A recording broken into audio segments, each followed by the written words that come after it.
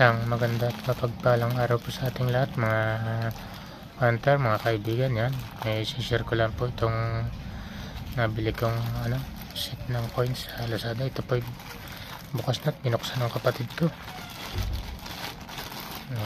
Tumuhit po kami na Mindoro, dumating ito wala ako dito, binuksan niya na to. Akala niya daw kung ano yung laman, sabi niya barya. Yan. Saan ka, Ila? Hindi na pa ako nag-chat sa'yo eh.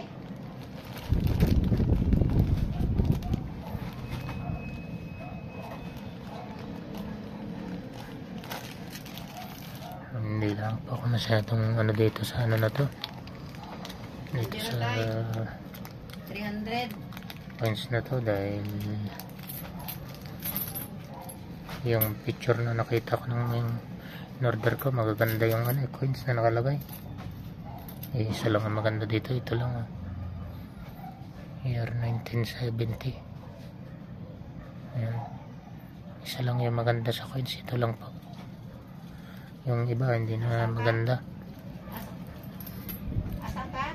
Ito po ay nagkakahalaga ng May nagaluto na ba ka dyan na parang 14 pesos ang isa. Walang may nagaluto dyan? Ganun. Ang lalaro sa 14 pesos po. Kaya lang siguro ito medyo mahal dahil kompleto yung set niya, pero kaya ako naman siya naisipang order hindi naman po ganun kamahalan ng nito. Pero may tao dyan. Medyo nadismay ako dito, medyo hindi maganda yung maganda. Kaya kasi na-order ko po ito. Marami naman po ako nito na, nakabili na ako nito ng mura lang yung bili ko. Dalhin mo na yung basura yan, ilagay mo dun sa sa may basurahan. Magkano bili ko dati dito?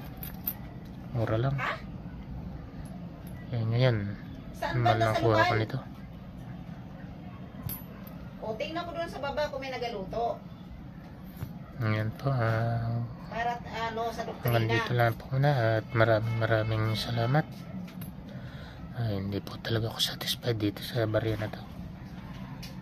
Dahil iba yung picture doon sa nabili ko.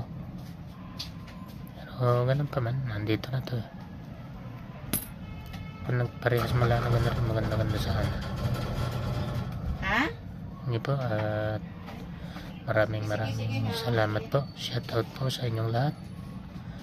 At salamat po sa ating mga silent viewers, mga subscriber. Maraming salamat po.